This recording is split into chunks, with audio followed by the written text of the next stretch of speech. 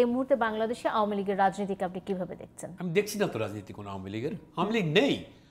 And Awamu League should not be there for the next 100 years. Donald লু ৭ই নির্বাচনের পর একবার আসলেন উনি এবং আবার তারপর এই যে অন্তর্বর্তীকালীন সরকার সেই সময় তিনি আরেকবার আসলেন।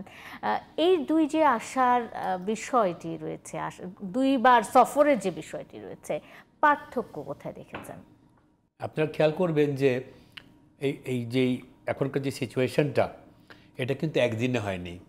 আমেরিকান পার্টিসিপেশন ইউনাইটেড নেশনস থেকে স্টেট ডিপার্টমেন্ট এবং হোয়াইট হাউস অনেক ট্রিপ করেছে ওনারা।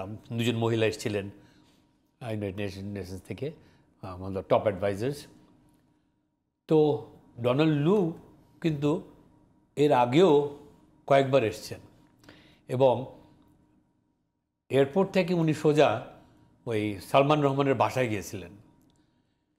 তখন কিন্তু আমরা চিন্তা করেছিলাম যে একটা আমেরিকান পররাষ্ট্রমন্ত্রী উনি কেমন করে মানে ওনার এমবেসিতে না গিয়ে, ওনার অফিসে না গিয়ে, এখানকার লোকের সাথে আলোচনা না করে উনি ডিরেক্টলি চলে গেলেন সোহেল রহমানের বাসায়, এই সালমান রহমানের বাসায়। এর অনেক চিন্তা ভাবনার একটা ইয়ে ছিল। একটু out of the ordinary, out of the ordinary এই মুভটা। তারপরে উনি চেষ্টা করেছিলেন যে যেই ইলেকশনটা চলে গেল সেখানে তাদের under the table discussions which the public is not suppose to know, সেটা হলো যে কনভিন্স করা সব দলকে পার্টিসিপেট করার জন্য। বাট খুব সুন্দরভাবে, সতর্কভাবে বিএনপি হ্যান্ডেলড ইট। তারেক রহমান সাহেব আমাদের এখনকার এই দলের সভাপতি, তো ওনারা এবং আমাদের যে মহাসচিব মির্জা ফখরুল ইসলাম আলমগীর খুব সুন্দরভাবে জিনিসটা হ্যান্ডেল করলেন এবং আন্ডার অল প্রেশার্স ওনারা ইলেকশনে আমরা গেলাম না। So the participation in the election was less than about 5%. We were surprised যে আওয়ামী লীগ বিএনপির তো একটা সেকশন আছে আমাদের একদম confirm voters, like say about 30% in Awami League and 30% plus with BNP. কিন্তু তাদের নিজেদের ভোটাররাই ভোট কেন্দ্রে গেল না। হ্যাঁ, কিন্তু তারা এই চুরি বাটপারি যত যা করতে পারে আওয়ামী লীগ সেই সব করে দে ফর্ম দিস গভর্নমেন্ট রাতের অন্ধকারের ভোট দিয়ে। তো ডোনাল্ড লু ওনারা কিন্তু খুশির ব্যাপার যে ওনারা হাল ছাড়েননি বাংলাদেশকে নিয়ে। দে কন্টিনিউড ইন ডিফারেন্ট ওয়েজ। এখন যখন এই বিপ্লবটা ঘটে গেল, অনেকে অভিযোগ করেন যে এর পেছনে আমেরিকার ব্যক্তি স্বার্থ আছে, এ কারণে হাল ছাড়েনি America. Not really. What happened was, ওটা তো থাকবেই ওয়ার্ল্ড পলিটিক্সে তাদের, হ্যাঁ, চায়নাকে নিয়ে, ইন্ডিয়াকে নিয়ে, হ্যাঁ, রাশিয়াকে নিয়ে, এই সাউথ সি নিয়ে, চায়না সি নিয়ে, এগুলো নিয়ে তো একটা অবস্থান থাকবেই। কিন্তু ডক্টর ইউনুস যখন এই জিনিসটা হাল ধরলেন, the whole scenario changed. And only Dr. Yunus was the person single-handedly, and no other person even close to him, যে আমাদেরকে ওই সিচুয়েশন, ওই ক্রাইসিস থেকে আমাদেরকে রিকভার করতে পারতেন। কাজেই এই যে আওয়ামী লীগ, তারা 15-16 বছর ধরে ধারাবাহিকভাবে একটার পর একটা অন্যায় করে গেছে।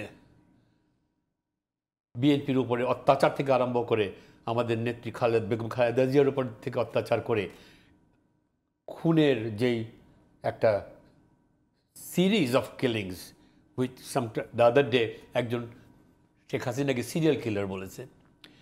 দেখেন, আবরার নামে একটা ছেলেকে তার মাথায় প্লাস্টিকের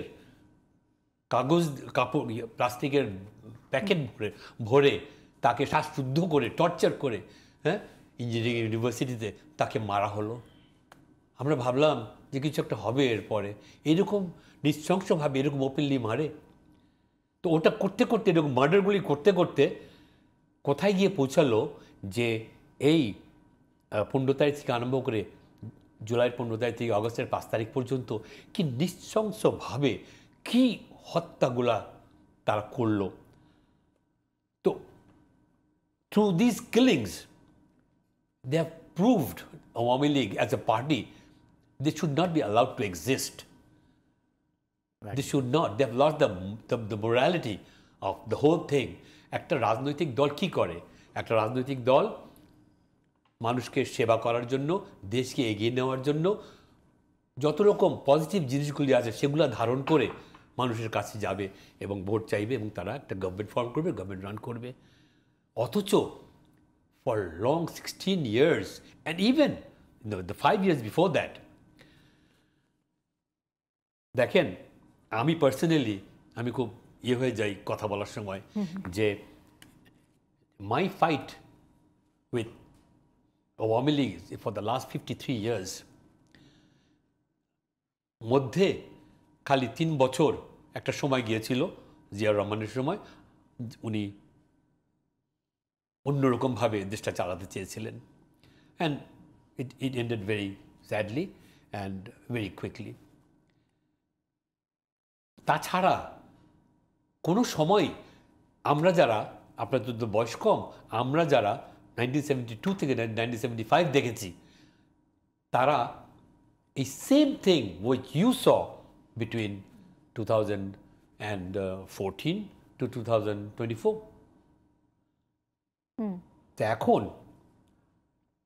এই ডোনাল্ড লু যখন we are so blessed that Dr. Yunus was there, and ওনাকে অনেকেই অনেকভাবে অনেকদিন ধরে বলছিল যে আপনি একটা কিছু করেন, you are the only person who can do it. তো উনি সবসময় বলেছেন যে রাজনীতি ওনার জন্য না, হ্যাঁ, he has other things to do in life, and as a Nobel Prize winner he has proved it that where he is, ওনার ইয়েটা কোথায়। তো এই যে কিলিংগুলো হওয়ার পর that it changed his mind and he said যে no, I will take this responsibility। Personal কথাই বলে ফেলি আমি ওনাকে বলেছিলাম যে স্যার, উনি জিজ্ঞাসা করেছিলেন যে আমার কি করা উচিত। তা আমি জিজ্ঞেস করলাম যে আপনি এই হাসিনাকে কি করেছিলেন, কি বলেছিলেন যে আপনাকে এইভাবে টর্চার করা হচ্ছে? ওই হার শেষে দিলেন, বললেন যে only thing I did was when I won the Nobel Prize, some people came to me, some politicians, and wanted me to be involved in politics. আমি সরাসরি তাদেরকে না করিনি, না বলেছি আমি। তারপর যখন তারা ইনসিস্ট করেছে, আমি কিছু টাইম নিয়েছি, আমি এটা আমার লোকদের সাথে কথা বলেছি, সবার সাথে ইয়ে করে this is not my cup of tea, হ্যাঁ, আমি না করে দিয়েছি। আমি কেন আমি ওই টাইমটা নিলাম, সেই জন্য আমার একটা গুরু অপরাধ হয়ে গেল। হ্যাঁ, আমাকে সুদ থেকে আরম্ভ করে এমন 100 কতগুলি কেস তার বিরুদ্ধে দিল, তারপরে তাকে পদ্মা নদীতে কেমন করে চুবানো হবে সেটা পর্যন্ত বলল। তিনি আসলে একেবারে অরাজনৈতিক একজন মানুষ। আমি একটু শেষ করে ফেলি। তখন আমি বললাম যে স্যার, আপনি, আমরা কি 200 বছর বাঁচবো না? And where you are today, I mean, we're so lucky to have the only Nobel Prize laureate of Bangladesh. আপনি যদি এটার হাতটা ধরেন, with your relationship with all the leaders of the world, হ্যাঁ, আপনি একটা সারা বিশ্বের সমাদৃত লোক, আপনার সাথে ছবি তুলবে, আপনাদের 5 থেকে 5 মিনিট কথা শুনবে, ওনারা সব এরকম করে বসে আছেন। আপনি যদি এটা ধরেন, এটা হালটা, তাহলেই আমাদের এই দেশটা, হ্যাঁ, বাঁচবে। যখন এই মার্ডারগুলা আওয়ামী লীগ করলো, পুলিশ করলো, তখন উনি change his mind and he said okay, this is the thing I have to do now. উনি হাল ধরলেন এবং ডোনাল্ড লুরা আসা শুরু করলো। এখন টাকা আসছে এবং this is my farm believe যে Bangladesh will not be the same আমি Bangladesh. একটু যদি যুক্ত করতে চাই ইশতিয়াক আজিজ, সেটি হলো যে তিনি একেবারেই অরাজনৈতিক একজন মানুষ। তিনি বাংলাদেশের রাজনীতির প্রেক্ষাপট যেটা, বাংলাদেশের রাজনীতির ইতিহাস কখনোই এতটা মসৃণ কিংবা এতটা কুসুমাস্তীর্ণ নয়। তিনি তার মতো একজন মানুষ, অতি সজ্জন একজন মানুষ, তিনি এই বাংলাদেশের রাজনীতিতে কিন্তু অলরেডি এরই মধ্যে জড়িয়ে গেছেন। শেষটা কিরকম হবে? ওয়ান্ডারফুল, খুব সুন্দর হবে, খুব সুন্দর হবে। বাংলাদেশের মানুষ অলরেডি প্রুফ করে দিয়েছে এই বিপ্লবটা এবং 71-এর বিপ্লব, 71-এর মুক্তিযুদ্ধ মধ্যে একটা সিমিলারিটি আছে। সেটা কি? আমরা 71-এ দেখেছি যে সারা বাংলাদেশের মানুষ কিছু ওই আলবদর রাজাকার ছাড়া এক ছিল, তাদের ঐক্য ছিল। আমাদেরকে মুক্তিযুদ্ধ হিসাবে আমি বলি যে আমরা যখন গ্রামে গ্রামে ঘুরেছি, আমরা যখন বনে জঙ্গলে আমরা সময় কাটিয়েছি, আমরা তাদের কাছ থেকে, আমাদের দেশের মানুষের কাছ থেকে যে কতখানি সাহস পেয়েছি, আমরা হেল্প পেয়েছি, এটা বলার না। আমাদের বলেছে, যখন জানতে পেরেছে যে আমরা মুক্তিযুদ্ধ, আমাদেরকে ডেকেছে, আমাদেরকে খাইয়েছে এবং বলেছে যে আমরা কিন্তু কিছু আমার দুধের বন্দোবস্ত করেছি, আপনারা ওটা খেয়ে যাবেন। জানেন, দুঃখের বিষয় কি যে ওই সময়টায় আমরা যখন তাদের আতিথ্যতা নিয়ে চলে গেছি ওখান থেকে, রাজাকাররা খবর দিয়েছে পাকিস্তানিদের যে এই বাসায় মুক্তিযোদ্ধাদেরকে খাওয়ানো হয়েছে। তারা তাদেরকে মেরেছে অনেক জায়গায় তাদের ঘরবাড়ি আগুন দিয়ে জ্বালিয়ে দিয়েছে। হ্যাঁ, তো এইবার ওই পার্টিসিপেশন, দ্যাট ওয়াজ গণযুদ্ধ 71-এর। আবার এই 20-25 দিনের এই যে একটা বিপ্লব ঘটে গেল, একটা আন্দোলন হয়ে গেল, এটাও কিন্তু সিমিলার। আপনি বিশ্বাস করবেন, আপনি বোধহয় দেখেছেন, সবাই দেখেছি আমরা, যে সাধারণ মানুষ, সাধারণ বাচ্চারা, ছেলেপেলেরা যখন এটার মধ্যে পার্টিসিপেট করতে যাবে, আমি আমার বাসায়, আমার বোনের বাসায় গিয়ে জিজ্ঞাসা করেছি, এই ওরা কোথায়, বাচ্চা বাচ্চা মেয়েরা? বলে ওরা তো গেছে শহীদ মিনারে। আমরা কী ব্যাপার, এই ইয়ের মধ্যে তারা শহীদ মিনার গেল? ওর বাবা বলছে হ্যাঁ গেছে, আমি ঠেকাতে পারিনি। এরকম ঘরে ঘরে, এবং অনেক বাপ মারা যখন ঠেকাতে পারেনি তাদের বাচ্চাদের, তখন তারা বলেছে ঠিক আছে তোমরাও যাবে, তোমাদের সাথে আমরাও যাবো। কাজেই আমরা একটা জায়গায় পৌঁছেছি, আমরা একটা ঐক্যের জায়গায় পৌঁছেছি, এবং সামনের দিনেও দেখবেন, হ্যাঁ, আমরা যদি ঠিক পথে চলি, আমাদের সব রিফর্মস, কোন ইনস্টিটিউশন তো শেখ হাসিনা ঠিক রাখেনি, প্রত্যেকটা ইনস্টিটিউশন ধ্বংস করে দিয়েছে। বাংলাদেশে এই মুহূর্তে বাংলাদেশে আওয়ামী লীগের রাজনীতিকে আপনি কিভাবে দেখছেন?